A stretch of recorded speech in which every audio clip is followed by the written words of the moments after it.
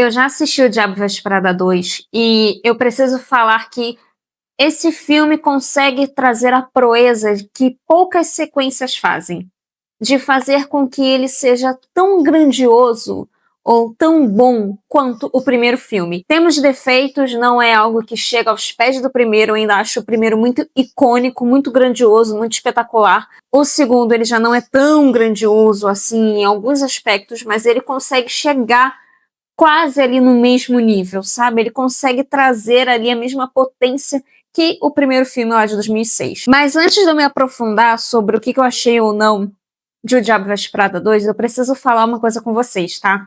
Tô gravando aqui, hoje foi a cabine, não fiz roteiro, não fiz crítica nem nada, mas eu tô aqui gravando assim de coração aberto. Por quê? Como vocês podem ver, eu tenho o DVD aqui de O Diabo Veste Prada. E esse filme é um dos meus filmes favoritos da vida. Sem brincadeira, se você for no meu Letterboxd, você vai ver que O Diabo Veste Prada tá lá nos 4 favoritos, porque realmente eu sou completamente apaixonada por esse filme. Eu assisti quando eu era adolescente, eu devia ter uns 13, 14 anos, então assim, eu sempre amei esse filme. É um filme que eu assisto até hoje. Eu assisti várias e várias vezes, milhares de vezes, eu sei as falas de cor. Eu gosto de assistir esse filme, principalmente quando eu tô em um emocional meio abalado. Inclusive, eu até brinco falando que O Diabo Veste Prada é meu filme motivacional, porque toda vez que eu tenho algum tipo de problema de trabalho ou alguma coisa que eu tô numa crise existencial mesmo, de saber quem eu sou, o que eu quero da minha vida e tudo mais, querendo saber se as coisas vão entrar no eixo ou não, eu sempre reassisto esse filme, porque é um filme que me deixa trilhando o caminho certo, sabe? E eu quis fazer essa introdução justamente para explicar o porquê que essa história significa tanto para mim e como isso impacta a minha crítica para o segundo filme. Mas, basicamente, esse filme traz muita coisa para mim, muitos aprendizados diários, inclusive, né? A gente tá mais velho, mas ao mesmo tempo que a gente vai evoluindo, vai amadurecendo, algumas ideias também evoluem com a gente. E eu amadureci muito com esse filme ao longo da minha vida. Hoje eu tenho 32 anos e assistir esse filme com 30 anos, com 32 no caso, mais específico, é uma outra cabeça. É ter a noção e perceber que a gente precisa batalhar para conquistar o espaço que a gente está. Que nada vai cair na nossa mão de mão beijada. A gente precisa sim se esforçar, correr atrás dos nossos objetivos, dos nossos sonhos. Se a gente está em um lugar específico, a gente tem que fazer valer sim o nosso nome, fazer valer o nosso esforço. E trazendo aqui para a história de O Diabo Veste Prada, a gente assiste ao filme vendo o quanto a Miranda é rígida, o quanto ela exige demais e o quanto a Indy não consegue acompanhar muito bem a situação, porque não é o mundo que ela está acostumada, ela não liga para moda, ela não se importa com as coisas que estão acontecendo ali, ela não se importa com o mundo da moda, ela não se importa com aquelas pessoas que trabalham com ela. Ela só quer fazer valer o dinheiro dela, que ela está recebendo na conta, não está errada, mas, ao mesmo tempo, ela sente como se ela não precisasse se esforçar para estar ali dentro. Porque como ela vê que é uma profissão que pode abrir portas para ela, para outros lugares que ela poderia gostar muito mais, ela não se importa, ela não se esforça.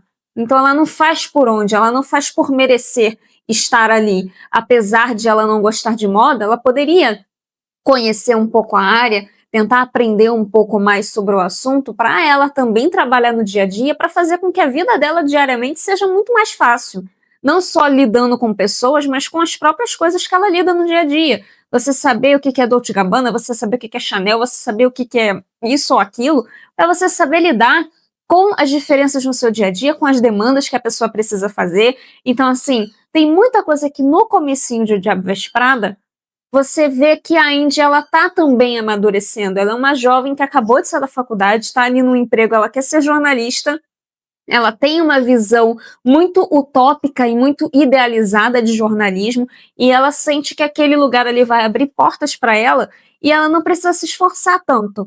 Até que ela percebe que ela precisa sim se esforçar. E aí ela começa a correr atrás da carreira dela, aí ela começa a se interessar sobre o assunto, aí ela começa a desenvolver o crescimento profissional dela. Olhando para minha vida, por exemplo, né, eu sou advogada, minha carreira toda é feita na parte jurídica, na parte de direito, e o cinema, ele sempre foi um hobby para mim que me ajudou em N outros aspectos. Mas hoje eu crio conteúdo nas redes sociais, hoje eu falo sobre cinema, porque algo que eu sempre gostei e que eu sempre tive vontade de fazer e acabava adiando, até que durante a pandemia eu comecei a criar conteúdo mais sério aqui no canal alguns anos aqui recentemente. Então, assim, eu estudei para estar aqui, eu estudei para estar falando com você sobre o cinema, eu estudei sobre o Diabo Veste Prada também, a forma como apresentam personagens, por exemplo, a forma como a Miranda é apresentada logo no começo do filme é algo histórico, você apresentar e mostrar o quanto aquela personagem impacta no mundo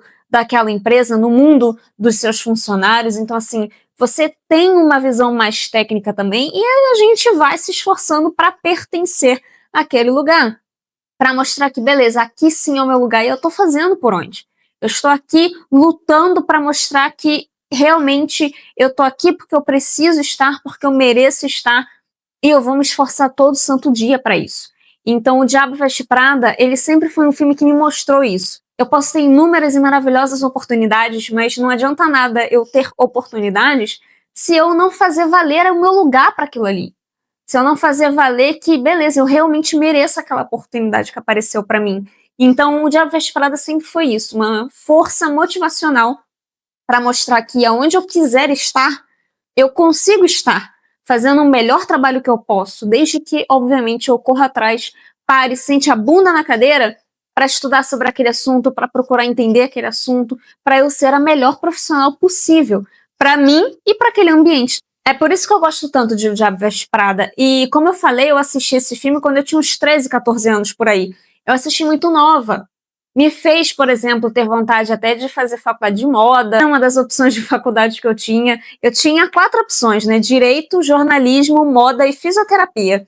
Eu acho isso muito icônico porque, né, em tese, literalmente, assim, elas não se cruzam muito, mas eram áreas que eu sempre achei muito interessante de lidar.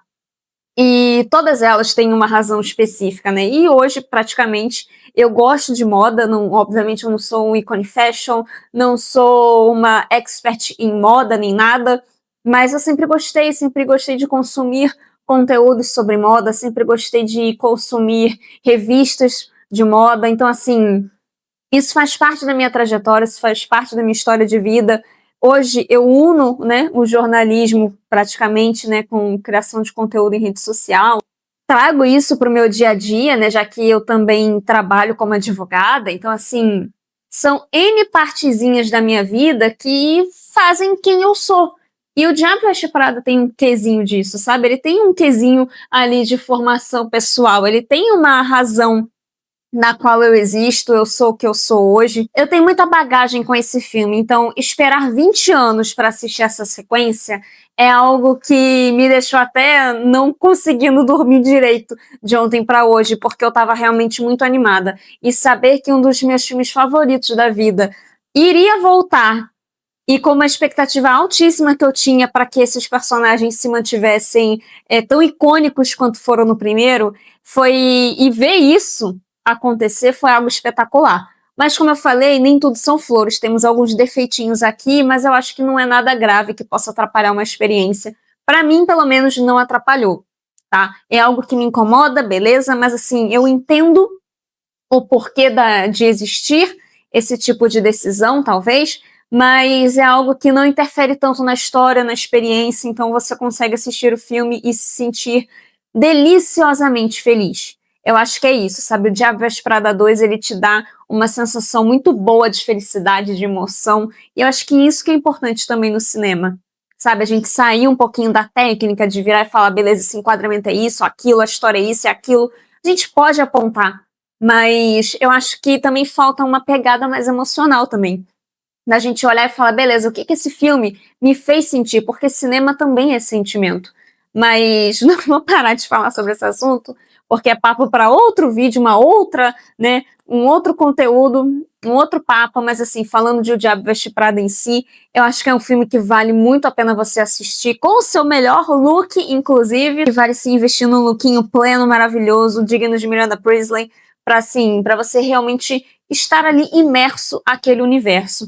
E independentemente, óbvio, né, de looks e etc., você fica imersivo naquele ambiente. Eu acho que isso é primordial. Eu tenho muita bagagem com esse filme, então esperar 20 anos para assistir essa sequência é algo que me deixou até não conseguindo dormir direito de ontem para hoje, porque eu estava realmente muito animada. E saber que um dos meus filmes favoritos da vida iria voltar, e com uma expectativa altíssima que eu tinha para que esses personagens se mantivessem tão icônicos quanto foram no primeiro, e ver isso acontecer foi algo espetacular. Mas como eu falei, nem tudo são flores, temos alguns defeitinhos aqui, mas eu acho que não é nada grave que possa atrapalhar uma experiência.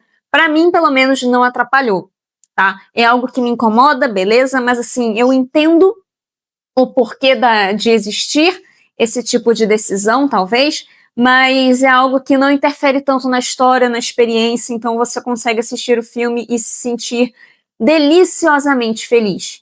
Eu acho que é isso, sabe? O Diabo Veste Prada 2, ele te dá uma sensação muito boa de felicidade, de emoção, e eu acho que isso que é importante também no cinema. Sabe, a gente sair um pouquinho da técnica de virar e falar, beleza, esse enquadramento é isso, aquilo, a história é isso e aquilo. A gente pode apontar, mas eu acho que também falta uma pegada mais emocional também. Da gente olhar e falar, beleza, o que esse filme me fez sentir? Porque cinema também é sentimento. Mas não vou parar de falar sobre esse assunto, porque é papo para outro vídeo, uma outra, né, um outro conteúdo. Acho que vale se investir num lookinho pleno, maravilhoso, digno de Miranda Priestly, para assim, para você realmente estar ali imerso naquele universo. E independentemente, óbvio, né, de looks e etc., você fica imersivo naquele ambiente. Eu acho que isso é primordial. Coisa que me incomodou bastante, é que eu vou tirar o band-aid de uma forma rápida, mas me incomodou o excesso de didatismo no começo do filme. Ao longo da história, ali no segundo ato em diante, eles dão uma certa equilibrada. Mas o primeiro ato, os primeiros 30 minutos, vamos dizer assim, eles carregam muito no didatismo, como se o espectador não soubesse interpretar aquilo que está sendo mostrado na tela. Tudo bem, eu entendo que em tempos de rede social a gente vê que muita gente está com o cérebro meio derretido e só fica querendo scrollar a rede social, arrastando o bagulhinho para cima, e não tem paciência de assistir um vídeo de 30 segundos, não tem paciência de tentar ver um vídeo ou ler um texto, porque quer as informações muito rápidas. Tem gente que assiste filme mexendo no celular, o que eu acho péssimo, tanto no cinema quanto na sua casa, mas assim, cada um sabe de si. Eu acho péssimo, mas, enfim, até porque você não está prestando atenção naquilo que você está consumindo e você simplesmente consome só por consumir, só para dizer que consumiu. Mas isso também é papo para outro vídeo. Mas tem esse tipo de situação, principalmente depois, né, de uns tempos para cá, da pandemia para cá.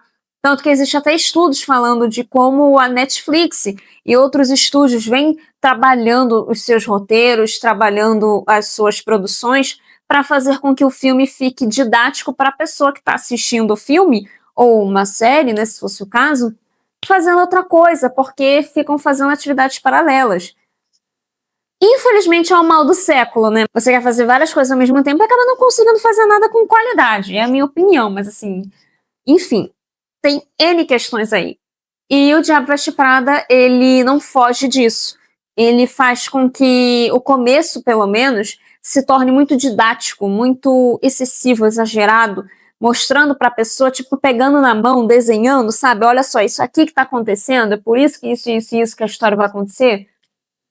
O público não é burro, ou talvez seja, enfim, tem N questões aqui, mas eu não gosto muito dessa prática, me incomoda. Mas, beleza, eu passo meu paninho Chanel porque o resto do filme compensa pra caramba e tem muito mais coisas boas do que coisas ruins pra fazer com que a experiência com o Diabo Veste Prada 2 seja o mais positiva possível. Os looks estão maravilhosos, a fotografia é impecável, os looks continuam conversando tão bem quanto o primeiro filme. Tem muitas participações especiais.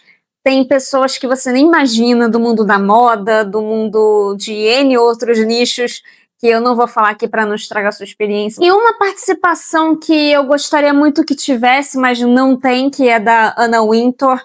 E desculpa se isso for um pequeno spoiler, né, até porque é uma negativa dizendo que ela não está no filme, mas eu esperava que ela aparecesse, mas infelizmente ela não aparece. Mas tudo bem. A coisa que eu falei com uma amiga é que cada um desses filmes, tanto de 2006, né, quanto essa sequência, cada um deles são frutos da sua época. O primeiro filme, que é de 2006, retrata o início dos anos 2000, retrata o auge das revistas de moda, principalmente, os temas que eram abordados naquela época, que eram tão essenciais para a moda e para revistas femininas. E aqui nessa sequência acontece a mesma coisa, é fruto do seu próprio tempo. Ele traz as temáticas atuais, a forma como o jornalismo ele ainda é deixado de lado, menosprezado, principalmente o jornalismo de moda, o quanto ele é desprezado por certas pessoas, e aí a gente consegue ver isso nos personagens. Temos a modernidade, a forma atual de consumo, de ser em mídia digital, e da mídia digital ser superior e até ter acabado de vez com a mídia física, e o quanto isso impacta no consumo, o quanto isso impacta também em relação a lucro empresarial, enquanto isso impacta no dia a dia dos próprios funcionários, no dia a dia de quem consome, consumidor final. Então, assim, tem N assuntos atuais que são abordados. Uso de inteligência artificial, repaginar algo antigo para modernizar e você tirar a estrutura, sugar a alma daquilo ali, você fazer com que algo tradicional seja extinto e dê lugar a outra coisa melhor, dependendo do contexto. Você trazer layoffs, que são as demissões em massa, para trazer um lucro para a empresa, fazer com que os custos daquela empresa sejam reduzidos ao máximo e, obviamente, né, o empresário, o dono de tudo, acabe tendo um lucro muito maior. Existe uma crítica gigantesca a isso, e é algo que a gente vê no dia a dia, principalmente da Disney recentemente, que teve aí a notícia de demissão em massa. Então existem esses temas atuais, da mesma forma que existiam temas que na época, em 2006, eram atuais. Porém, nada aqui é raso, nada aqui é superficial. Existem diálogos que são meio expositivos, porém, todavia, entretanto, o filme, a história, a narrativa não é superficial. Poderia ser muito mais aprofundado, com toda certeza, mas existe um equilíbrio e uma medida certa. Não é raso, não é tão profundo assim, mas não é raso, não é nada tipo, nossa, que merda que fizeram aqui. Não. Que ok, faz parte da decisão criativa da história, mas que não impacta exatamente no resultado final. Não faz com que o filme seja ruim, não faz com que os personagens sejam ruins, muito pelo contrário. Uma coisa que eu preciso destacar também é que a gente tem a sensação de que nada mudou nesses anos todos. É como se o filme tivesse tão presente na nossa vida, tão presente na nossa realidade, que nem parece que se passaram 20 anos do primeiro filme para esse.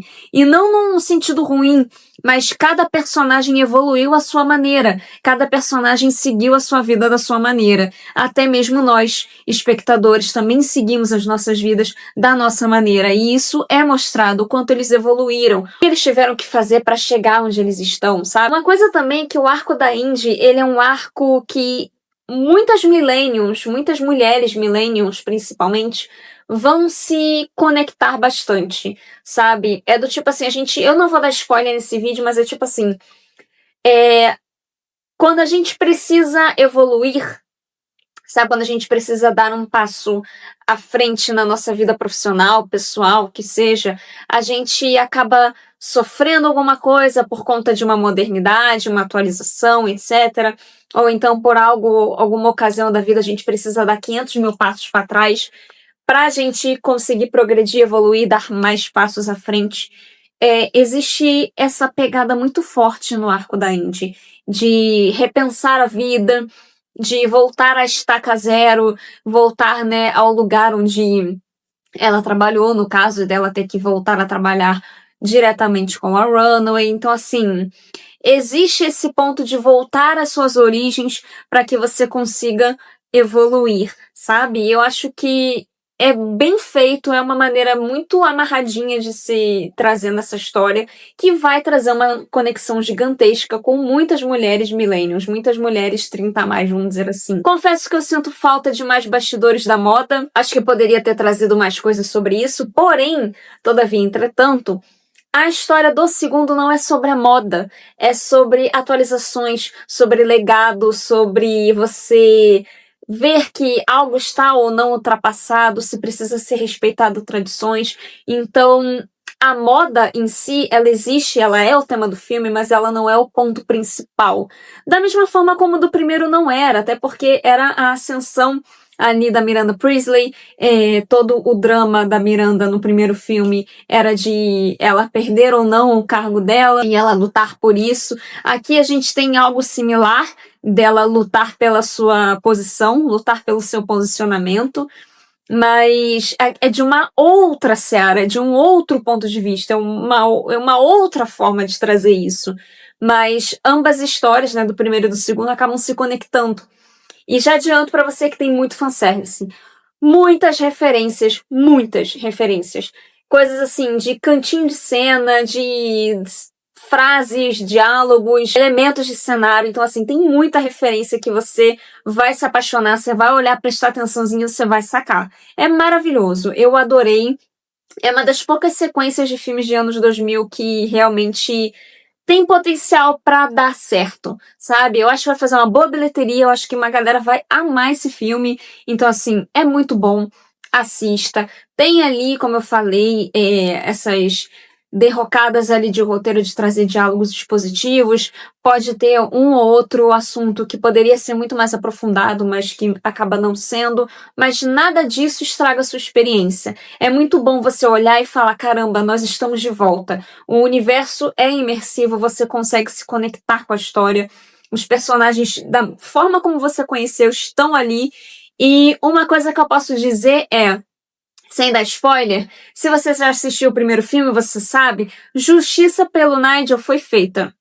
Justice for Nigel foi feita sim. Porém, todavia, entretanto, depende muito da sua interpretação. Depende muito do seu ponto de vista. Então, assim, existem justiças que acontecem nesse filme que são coisas que foram trabalhadas lá no primeiro. E você deixa tudo muito bem amarradinho, muito bem conectado, não deixa nenhuma ponta solta. Então, assim, eu gosto bastante dessa sequência e eu espero muito que você que esteja assistindo assiste o primeiro filme. Eu tenho o DVD aqui, mas está disponível na Disney Plus. Assiste o primeiro filme, arruma seu lookinho e vai assistir o segundo, porque realmente o segundo é muito bom. Vale muito a pena, tenho certeza que você vai gostar. Mulheres 30 a mais, vocês vão amar, tenho certeza, tá? Confie em mim, vocês vão amar. Looks maravilhosos, fotografias maravilhosas. Então, assim, gente, não existe defeito nesse filme, tá? Vamos ser sinceros, vamos falar aqui na emoção, vamos. Acho que Miranda aprovaria com certeza. Tem muitas conexões aqui que a gente pode fazer com a Anna Wintour. Temos sim uma tentativa de humanização da Miranda Priestly. A gente sabe que Miranda Priestly tinha N questões de assédio no trabalho, porque a gente consegue visualizar isso de uma maneira, né, legal e jurídica. Isso é abordado na sequência, a gente tem muito as consequências de todo o autoritarismo, vamos dizer assim, da Miranda Priestly do primeiro filme, que com certeza teria perdurado aí por outros anos e com outros funcionários. Então, assim, a gente consegue visualizar consequências de certas atitudes da Miranda, mas eu preciso dizer que, apesar de tudo isso, de todas as coisas ruins, né, de negativas que a Miranda tinha no primeiro filme, que eram posicionamentos autoritários, né, num ambiente de trabalho, que acaba sendo um trabalho tóxico, dessa tentativa de humanizar, você consegue mostrar facilmente que tudo tem um custo. Então, se você acaba se dedicando extremamente àquele trabalho, se você ama aquele trabalho, você acaba tendo que fazer escolhas, mesmo que essas escolhas sejam difíceis, mesmo que essas escolhas possam fazer com que você cometa assédio no seu trabalho, e aqui eu tô falando de assédio moral, você tem consequências. E, ao mesmo tempo, tudo isso custa. custa você olhar e pensar, beleza, eu vou gastar todo o meu dia aqui trabalhando porque eu amo trabalhar, eu amo a Runway, eu amo isso daqui, eu quero levar pra frente. E dentro de casa você tá faltando. E em outros aspectos da sua vida pessoal você pode estar faltando também. Então, assim, tudo muito bem amarradinho, tudo muito bem construído. Eu acho que todos os pontos foram trazidos de uma maneira muito clara, muito objetiva e muito amarrada, tá? Eu acho é muito coeso esse filme, é muito coeso e muito coerente com ele próprio, né, com o segundo filme, e principalmente com o primeiro filme. E o mais importante, ele é respeitoso. O principal é respeitar o seu material de origem. O Diabo Veste Prada é baseado em um livro, tanto o primeiro quanto o segundo filme. Os dois livros trazem as mesmas histórias. Então, assim, eles respeitam pra caramba o seu material de origem, até mesmo do livro. Então, é isso. Eu espero que vocês tenham gostado desse vídeo. Se inscrevam no canal, ativa o sininho, dá o seu like, compartilha esse vídeo com alguém que precisa assistir o Diabo Veste Prada 2. E é isso. That's all. Até o próximo. Tchau.